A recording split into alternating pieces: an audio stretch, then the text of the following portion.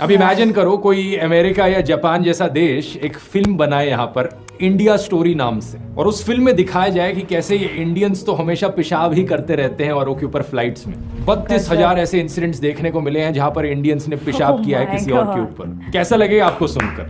आप कहोगे ये क्या बकवास चल रही है, देश को बदनाम करने की कोशिश करी जा रही है। कोर्ट में पहुंची तो इन्होंने फिल्म के डिस्क्रिप्शन से 32,000 वाला नंबर ही हटा दिया और 3 नंबर डाल दिया। द केरला स्टोरी ये मूवी जब से आई है तब से विवादों में है, और इसके विवाद में रहने के कारण भी है क्योंकि बहुत ऐसे लोग हैं जो मानते हैं कि ये जो स्टोरी है ये पूरी तरह से सच है, और बहुत ऐसे लोग हैं जो मानते हैं कि इस स्टोरी में बहुत ही ज़्यादा हेर फेर किया गया है। तो क्या है पूरा मामला, ये हमें जानना बहुत ज़रूरी है।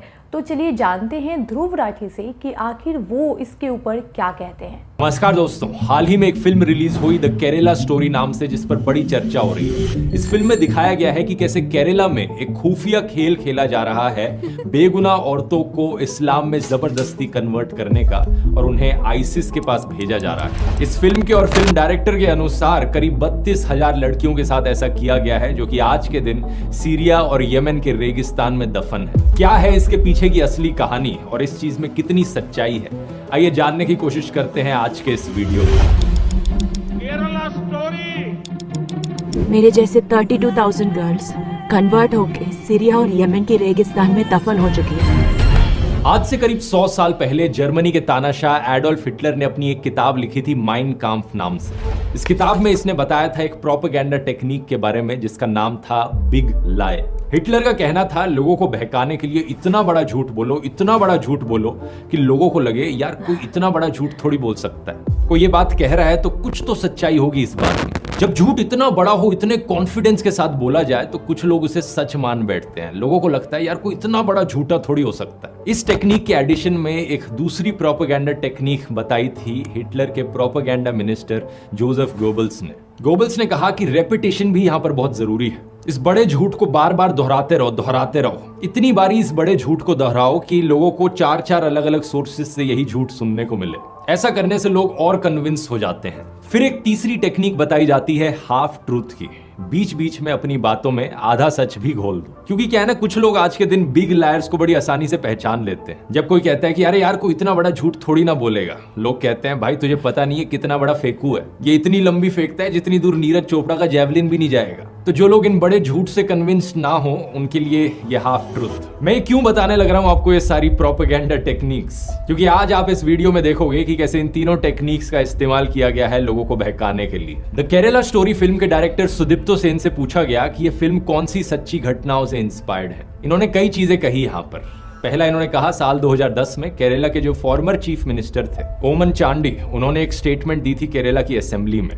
आप इस स्टेटमेंट को गूगल कर सकते हो और कुछ एक इंडिया टुडे की रिपोर्ट सामने आती है। 2500 औरतें, इस्लाम, केरला, ओमन चांडी, बात तो सही है। फिर कहा गया कि एक और former chief minister of Kerala VS Achuthanandan ने एक समय पर कहा था कि केरला अगले 20 सालों में इस्लामिक स्टेट बनने वाला है। आप इस चीज को गूगल पे सर्च करते हो और आपको यूट्यूब या ट्विटर पे वीडियो दिखता है, आपको लगता है यार हाँ ये बात भी सही है। फिर फिल्म के टीजर में दिखाया जाता है एक लड़की कहती है कि मैं फातिमा हूँ और मैं अफगानिस्तान की जेल में हूँ। आप इस चीज को गूगल पे सर्च करते हो और द हिंदू का एक न्यूज आर्टिकल दिखता है, फातिमा, अफगानिस्तान की जेल, इस्लामिक स्टेट। ये चीज भी सही है। यही सारी चीजें दोस्तों एक बढ़िया एग्जाम्पल है हाफ ट्रूथ का।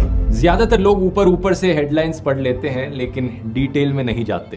पहले आर्टिकल की बात करते हैं, साल 2012 का ये इंडिया टुडे का आर्टिकल। केरला के फॉर्मर चीफ मिनिस्टर ओमन चांडी इन्फॉर्म करते हैं स्टेट लेजिस्लेचर को कि साल 2006 से 2012 के बीच में 2667 औरतों ने इस्लाम में कन्वर्ट किया। 6 सालों में करीब 2500 औरतों ने। लेकिन बात नोट करने वाली ये है कि क्या उन्होंने कभी भी फोर्स्ड कन्वर्जन शब्द का इस्तेमाल किया। उन्होंने कहा कि हम अपनी स्टेट में कोई फोर्स्ड कन्वर्जन नहीं होने देंगे और ना ही हम मुसलमानों के खिलाफ हेट कैंपेन टॉलरेट करेंगे लव जिहाद के नाम पर। क्या यहाँ पर कहीं भी मेंशन किया गया कि कोई भी कन्वर्टेड औरत आईसिस को जाकर ज्वाइन कर रही है? बिल्कुल नहीं। दूसरी साइटेशन देखते हैं, former chief minister VS Achuthanandan का इंटरव्यू। ये केरला के चीफ मिनिस्टर रहे थे 2006 से लेकर 2011 के बीच में। जो वीडियो फैलाया जा रहा है उनका पुराने वाला, इसे सनशाइन पिक्चर्स ने अपलोड किया था, सेम कंपनी जिसने फिल्म बनाई है। सबसे पहली चीज तो इन्होंने इंग्लिश सबटाइटल्स के साथ छेड़छाड़ करी। जो शब्द उनके द्वारा बोले जा रहे हैं और जो सबटाइटल्स यहाँ लिखे जा रहे हैं वो सही नहीं है। दूसरी चीज, यहाँ पर वीएस अच्युतानंदन एक्चुअली में पीएफआई को स्ट्रांगली क्रिटिसाइज कर रहे थे, ये कहते हुए कि वो और धर्मों के यूथ को इन्फ्लुएंस करने की कोशिश कर रहे हैं, जबरदस्ती पैसे देकर उनकी मुसलमान औरतों से शादी कराकर। यहाँ पर भी आईसिस का कोई मेंशन नहीं है। दूसरी चीज, स्टेटमेंट को दिए हुए 13 साल हो चुके हैं। केरला आज भी उतना ही सेफ सेक्युलर स्टेट है जितना 13 साल पहले था। अब अगले आर्टिकल को देखते हैं, जून 2021 का आर्टिकल। यह आर्टिकल बात करता है 4 केरला की औरतों के बारे में जो अपने हस्बैंड्स के साथ अफगानिस्तान गई Islamic state of Khorasan province join करने 2016 से 18 के बीच में। इनके हस्बैंड्स अलग अलग हमलों में मारे गए। इनके नाम है निमिशा आलियास फातिमा ईसा, Sonia Sebastian आलियास Ayesha, marine Jacob आलियास Maryam और रफीला।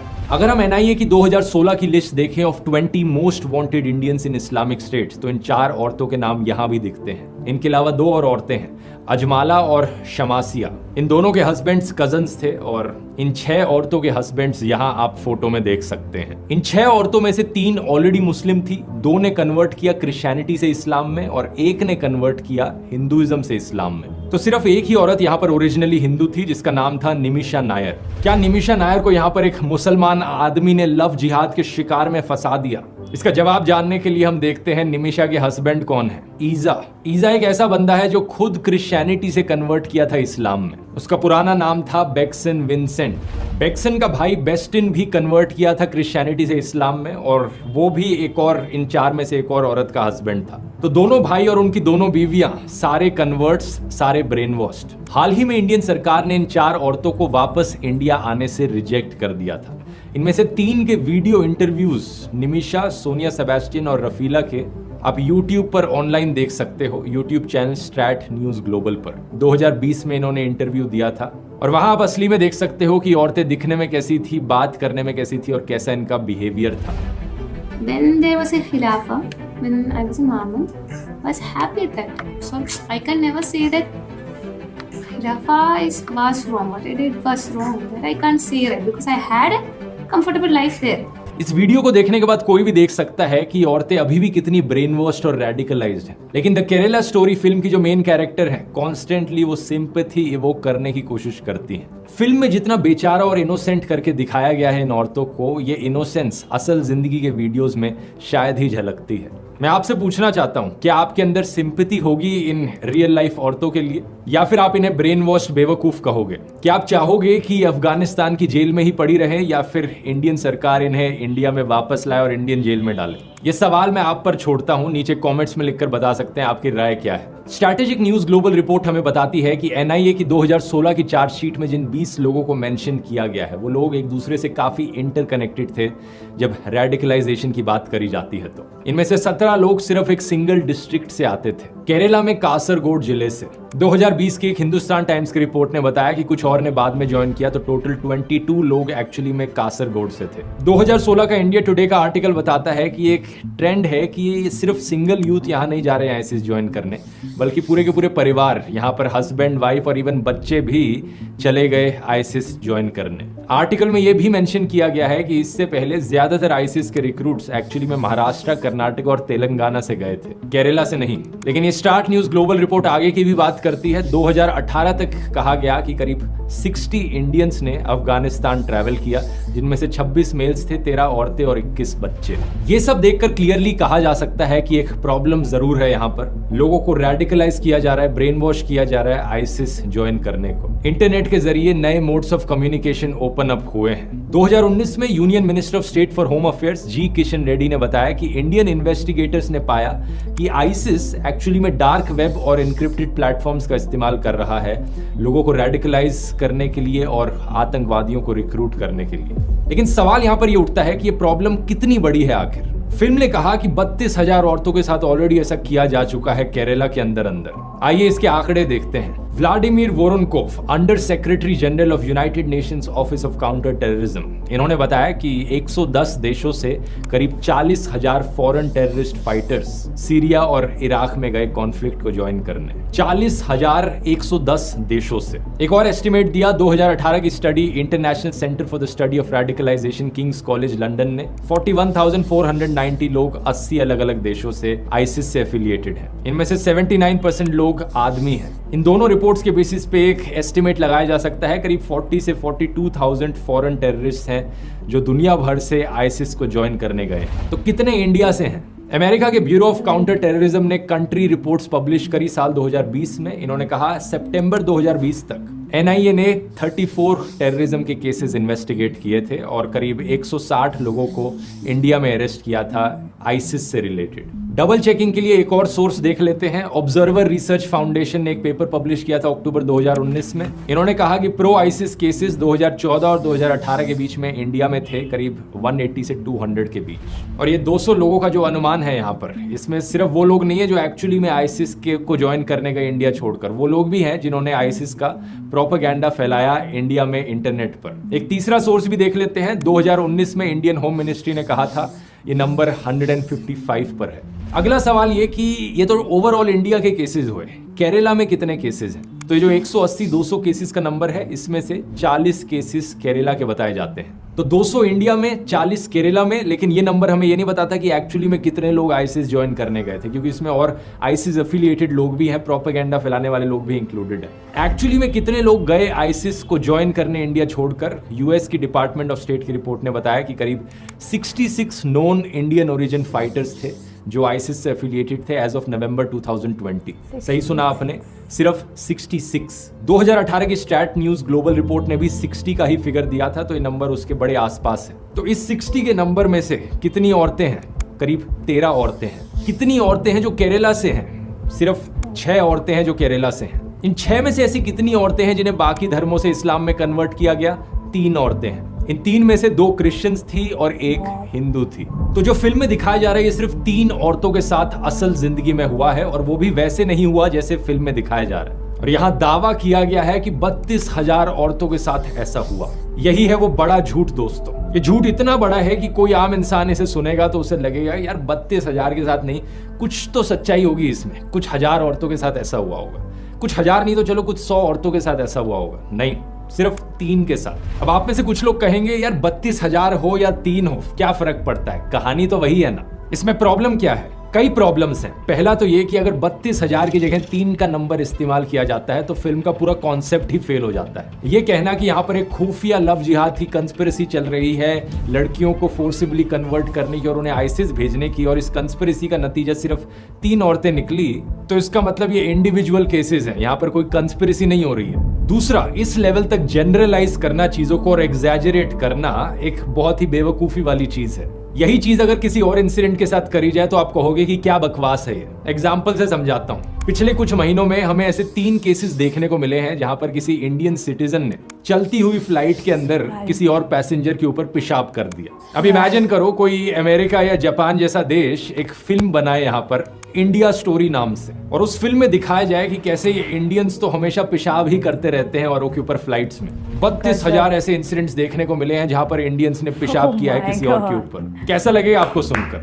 आप कहोगे ये क्या बकवास चल रही है, देश को बदनाम करने की कोशिश करी जा रही है। लेकिन अगर दूसरी तरफ फिल्म बनाने वाला कहे कि यार 32,000 चलो एग्जैजरेटेड नंबर था, लेकिन 3 के साथ असली में ऐसा हुआ है, इसलिए फिल्म बनाना जस्टिफाइड है यहाँ पर, क्या होगा आपका रिस्पॉन्स ऐसे केस में? कोई सेंस है इस बात की? इसी तरीके से दोस्तों 3 लोगों के इंडिविजुअल केसेस को लेकर पूरी केरला स्टेट को बदनाम किया जा रहा है। इस चीज को लेकर जब फिल्म के डायरेक्टर से सवाल किया गया, पूछा गया कि भाई सोर्स क्या है आपके इस नंबर का, तो वो सवालों से भागते रहे। ऑल्ट न्यूज से बात करते वक्त उन्होंने कहा कि जब फिल्म रिलीज हो जाएगी तब मैं अपना डेटा बताऊंगा कि किस डेटा के आधार पर मैंने 32,000 बोला था। द क्विंट को इन्होंने कहा कि ऐसे सवाल पूछने से कोई फर्क नहीं पड़ता, इट इज वेरी क्लिशेड। जब फिल्म की स्क्रीनिंग हुई जेएनयू में तो इन्होंने कहा कि 32,000 वाला नंबर एक आर्बिट्रेरी नंबर था, और जब बात कोर्ट में पहुंची तो इन्होंने फिल्म के डिस्क्रिप्शन से 32,000 वाला नंबर ही हटा दिया और 3 नंबर डाल दिया। सच बात तो यह है दोस्तों कि इन 3 औरतों की ये कहानी भी सुनाने लायक है, अगर ये कहानी सुनाई जाती बिना झूठ और प्रोपेगेंडा के।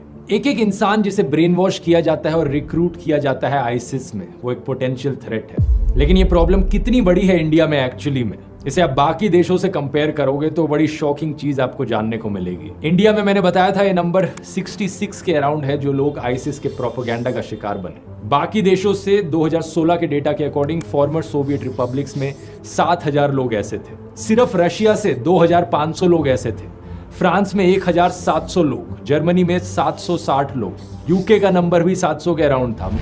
ये जो सारे देश हैं, इन सारे देशों की पॉपुलेशन इंडिया से कहीं ज्यादा कम है, लेकिन जो लोग आईसिस का शिकार बने वो इन देशों में कहीं ज्यादा है। और यहाँ पर यह चीज भी नोट करने वाली है कि इंडिया में 3rd लार्जेस्ट मुस्लिम पॉपुलेशन है दुनिया में। तो फ्रांस, जर्मनी, यूके जैसे देशों के कंपैरिजन में ज्यादा मुस्लिम्स इंडिया में रहते हैं, लेकिन फिर भी कम आईसिस के रिक्रूट्स इंडिया से देखे गए। आप अगर यहाँ पर एक रेशियो देखो आईसिस रिक्रूट्स पर मिलियन पीपल, तो इंडिया में रेशियो 0.5 पर मिलियन है, फ्रांस में 36 गुना ज्यादा है यानी 18 पर मिलियन, बेल्जियम में 40 पर मिलियन है और जॉर्डन में 315 पर मिलियन। क्या इस चीज को एक बार भी मेंशन किया गया फिल्म में? कुछ लोगों को बहुत मजा आता है अपने ही देश के एक राज्य को ऐसे बदनाम होते हुए देखकर झूठ के बेसिस पर। ORF की रिपोर्ट में लिखा गया था कि एकेडमिक्स और एक्सपर्ट्स अक्सर ये सवाल पूछते हैं कि इंडिया से इतने कम मुसलमानों ने आईसिस क्यों ज्वाइन करी। इसके पीछे कई फैक्टर्स बताए जाते हैं। पहला कारण इंडियन एजेंसीज का लाजवाब रिस्पॉन्स। आप में से बहुत कम लोग शायद ऑपरेशन पिजन के बारे में जानते होंगे। हमारी एजेंसीज जैसे कि NIA और IB, इन्होंने एक मिशन किया जिसमें 350 वल्नरेबल मलयाली यूथ को इन्होंने आइडेंटिफाई किया और एक डी रेडिकलाइजेशन प्रोग्राम चलाया हमारे नौजवानों को इस एक्सट्रीमिज्म और रेडिकलाइजेशन से बचाने के लिए। एक बहुत ही बढ़िया काम हमारे ऑफिसर्स के द्वारा किया गया, लेकिन पता है शर्म की बात क्या है? हमारे प्रधानमंत्री अपने इलेक्शन के भाषणों में इस अच्छे काम को बताने की जगह इस झूठी फिल्म को प्रमोट करते हैं। आतंकी साजिश पर बनी फिल्म ये केरला स्टोरी की इन दिनों काफी चर्चा है। यहाँ पर एक और ऐतिहासिक ऑपरेशन याद आता है जो इंडियन फोर्सेस ने आईसिस के खिलाफ किया था। एक बड़ा रेस्क्यू ऑपरेशन जिसके ऊपर टाइगर जिंदा है फिल्म भी बनी है। इसकी कहानी अगर आप और जानना चाहते हैं, कुकू FM पर ये वाली ऑडियो बुक मैं आपको सजेस्ट करूंगा। कुकू FM को नहीं जानते, एक बढ़िया ऑडियो लर्निंग का प्लेटफॉर्म जहां पर ढेर सारी ऑडियो बुक्स ऐसे सुनने को मिलेंगी। ध्रुव 30 कूपन का इस्तेमाल कीजिए कुकू FM के पहले महीने पर 30% ऑफ पाने के लिए। 99 रुपीज की जगह सिर्फ 69 रुपीज कॉस्ट पड़ेगी। इसका लिंक नीचे डिस्क्रिप्शन में मिल जाएगा। इनका धन्यवाद इस वीडियो को स्पॉन्सर करने के लिए भी। और अब टॉपिक पर वापस आते हैं। प्रधानमंत्री मोदी चाहते तो इस इंस्पिरेशनल कहानी के बारे में बता सकते थे लोगों को, लेकिन नहीं, झूठी फिल्म प्रमोट करनी थी। दूसरा कारण फॉर्मर डिप्लोमेट तालमीज अहमद बताते हैं इंडिया का सिंक्रेटिक कल्चर और ट्रेडिशन। इंडिया में यूनिटी इन डाइवर्सिटी। इंडिया में मुस्लिम्स हिंदुओं और क्रिश्चियंस के साथ मिलजुल कर रहते हैं और इसीलिए एक्सट्रीम आइडियोलॉजीज को उन्होंने रिजेक्ट किया। 2015 में जब पता चला कि सिर्फ 29 इंडियंस ने आईसिस को ज्वाइन किया था, एक रिपोर्ट ने बताया कि आईसिस खुद इंडियन रिक्रूट्स को इंफीरियर मानता था। आईसिस का मानना था कि इंडिया में जो इस्लाम प्रैक्टिस किया जाता है वो काफी सॉफ्ट वर्जन है, एक ज्यादा लिबरल वर्जन है इस्लाम का। तीसरा, यहाँ पर कई मुस्लिम क्लेरिक्स का भी एक पॉजिटिव रोल बताया जाता है। मार्च 2009 में दारुल उलूम दियोबंद ने एक फतवा इशू किया था इंडिया को दार अल अमन डिक्लेयर करते हुए, एक ऐसा देश जहां पर मिलिटेंट जिहाद प्रोहिबिटेड है। सिमिलरली 2015 में एक जॉइंट फतवा इशू किया गया था 70,000 इंडियन मुस्लिम स्कॉलर्स के द्वारा आईसिस, तालिबान, अलकायदा और बाकी और आतंकवादी संगठनों के खिलाफ। यहाँ जो असली केरला स्टोरी है वो बड़ी प्राउड होने वाली बात है कि बाकी दुनिया के कंपैरिजन में इंडिया से कितने कम मुसलमानों ने आईसिस को ज्वाइन किया। और केरला यहाँ पर एक बड़ा ही जीता जागता एग्जाम्पल है इस यूनिटी इन डाइवर्सिटी का, जहाँ अलग अलग धर्मों के लोग साथ में मिलजुल कर रहते हैं पीसफुली। यही कारण है कि केरला नंबर 1 स्टेट है बहुत से अलग अलग इंडिकेटर्स में। एजुकेशन में नंबर 1, हेल्थ केयर में नंबर 1, ह्यूमन डेवलपमेंट इंडेक्स में नंबर 1। और फिर हमारे पॉलिटिशियंस इन झूठी कहानियों का इस्तेमाल करते हैं केरला को बदनाम करने के लिए। फरवरी में इसी साल होम मिनिस्टर अमित शाह ने इलेक्शन कैंपेनिंग के वक्त कर्नाटका में कहा था, आपके बगल में ही केरल है, इससे ज्यादा कुछ नहीं कहूंगा। केरला को बदनाम करना इकलौता प्रोपेगेंडा नहीं है इस फिल्म के अंदर। दूसरा बड़ा झूठ फैलाया जा रहा है लव जिहाद को लेकर। फिल्म में दिखाया जा रहा है कि यहाँ पर जबरदस्ती धर्म परिवर्तन करने की कोशिश करी जाती है। क्या सच है इसके पीछे? साल 2017 में केरला की सरकार ने 90 केसेस की लिस्ट सबमिट करी थी NIA को जांच करने के लिए कि इनमें लव जिहाद एंगल है या नहीं है। NIA ने 11 केसेस पर एग्जामिनेशन करी और कंक्लूड किया साल 2018 में कि हालांकि PFI ने कन्वर्जन को फैसिलिटेट किया था, लेकिन एक भी ऐसा केस नहीं मिला जहां पर जबरदस्ती धर्म परिवर्तन करवाया जा रहा हो किसी भी इंसान का, चाहे आदमी हो या औरत। एक सबूत से मन नहीं भरता, दूसरा सबूत देख लो। यूनियन होम मिनिस्ट्री ने भी यही कहा था साल 2020 में।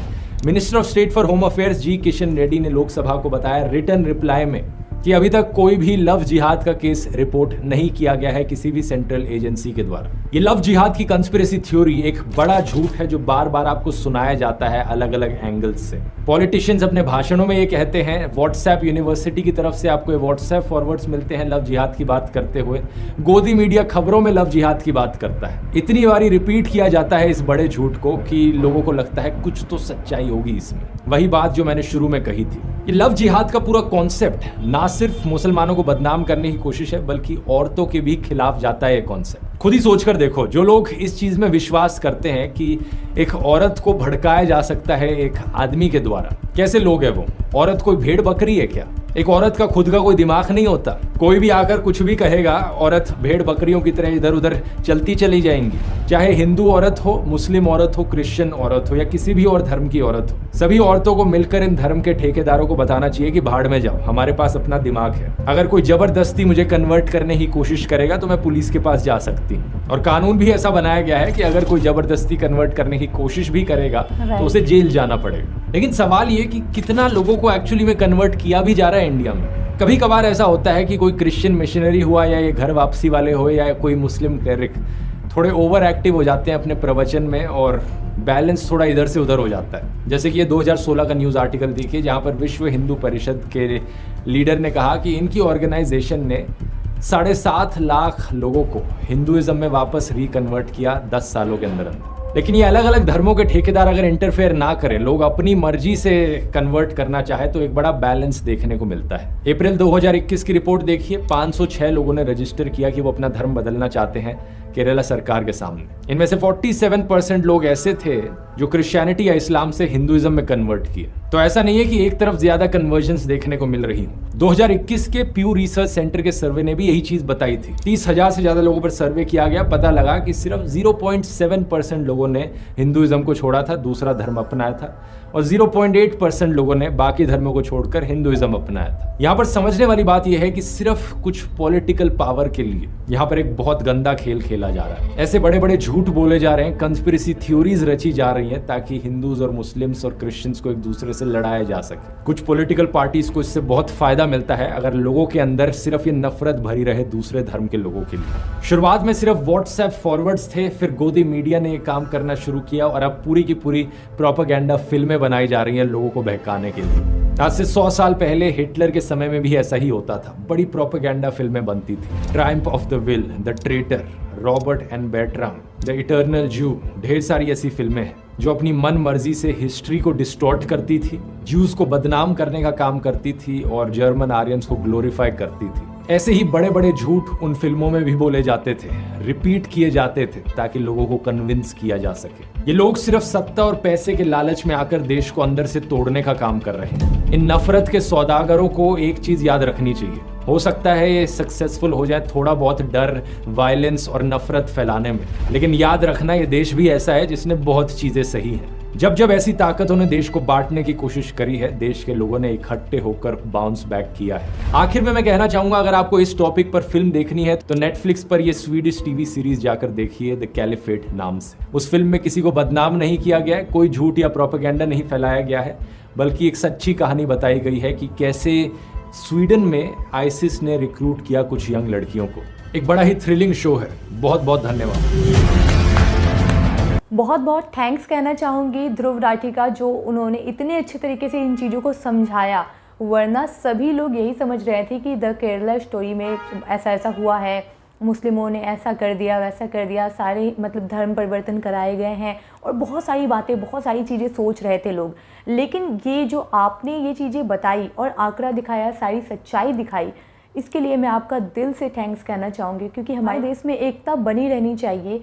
बिल्कुल भी कोई भी किसी से ना लड़े, चाहे इसके लिए कुछ भी हो, मतलब कि देश में एकदम प्यार बना रहे, शांति बनी रहे, इसके लिए हर मुमकिन कोशिश होनी चाहिए। और ये जो इन्होंने इसमें आंकड़ा बताया, सारी चीज़ें बताई कि सिर्फ 3 लोगों के साथ ऐसा हुआ, उसमें जो लड़कियां थी वो क्रिश्चियन से मुस्लिम बनी थी और एक जो लड़की थी सिर्फ और सिर्फ एक, वो जो है मुस्लिम बनी थी, एक हिंदू। यहाँ पर एक को इतने बड़े आंकड़े में कन्वर्ट करके दिखाया गया, या फिर अगर आप 3 को भी मान सकते हैं कि 3 को इतने बड़े आंकड़े में कन्वर्ट करके दिखाया गया, तो ये कहीं ना कहीं बहुत बड़ा आंकड़ा है, मतलब कितना गुना है आप खुद समझ सकते हैं। तो ये बहुत बड़ा आंकड़ा हो जाता है 12,000 गुना। तो इतने बड़े आंकड़े का हेर फेर तो नहीं होना चाहिए था। बाकी बहुत ऐसे लोग हैं, बहुत ऐसी लड़कियां हैं जो अब तक ये सोच रही हैं कि नहीं केरला स्टोरी एकदम सच है, और फिर उसके बारे में कह भी रही है, स्टेटस लगा रही है, देख रही है, खुश हो रही है, और फिर रिव्यू दे रही है कि नहीं ये तो बहुत अच्छा हुआ कि हमने देख लिया, अब तो हम एकदम सही से रहेंगे, अब किसी तरह की दिक्कत नहीं होगी। बहुत सारी बातें, मतलब बहुत सारे रिव्यू लोगों ने दिया है। लेकिन मैं उन लड़कियों से भी कहना चाहूँगी कि प्लीज़ आप अगर वो स्टोरी देख सकते हो तो आपको ध्रुव राठी की ये वाली वीडियो भी देखनी चाहिए, क्योंकि बहुत हद तक उसको देखने के बाद आपको या तो ये देखना चाहिए, या फिर आपको ये वाली ध्रुव राठी की वीडियो देखने के बाद आपको द केरला स्टोरी ज़रूर देखनी चाहिए। आपके लिए बहुत ज़्यादा अच्छा है, और जो लोग बहुत ज़्यादा एग्रेसिव हो जाते हैं तुरंत, उनके लिए तो ये वीडियो देखना बहुत ज़्यादा ज़रूरी है। आप चाहें तो शेयर कर सकते हैं इस वीडियो को उन लोगों तक जो अब तक केरला स्टोरी से लेकर काफ़ी ज़्यादा परेशान थे कि अरे यार ये हो गया, वो हो गया, वो हो गया। चलिए मिलते हैं अगली वीडियो में, और आप क्या सोचते हैं इस वीडियो के बारे में हमें कमेंट करके ज़रूर बताएं। मिलते हैं अगले वीडियो में।